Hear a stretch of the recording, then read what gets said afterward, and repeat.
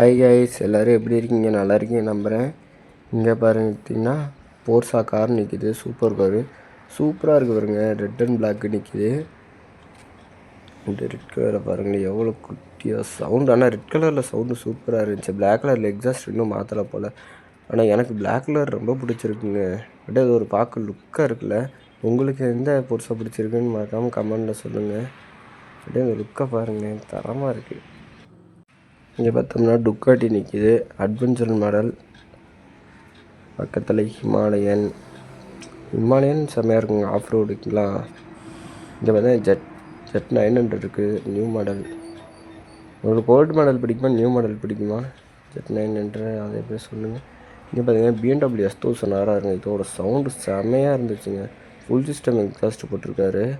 ஏக்ரப்பவிக். இதோட சவுண்ட் நான் லாஸ்ட்டில் போடுறேன். இங்கே பார்த்தோம்னா GT 650 நிற்கிது. பக்கத்தில் R15. இங்கே பார்த்தீங்கன்னா டியூக் நிற்கிது 390 அட்வென்ச்சரல் மாடல். இங்கே பார்த்தோம்னா ZX 6R இருக்குது. SU ப்ராஜெக்ட் போட்டிருக்காரு. இங்கே இருங்க ZX 10R. பக்கத்தில் அயபுசா. செமையாக இருக்குல்ல. பார்த்தோம்னா டுக்காட்டி நிற்கிது. நேக்குடு பைக்குங்க V4S.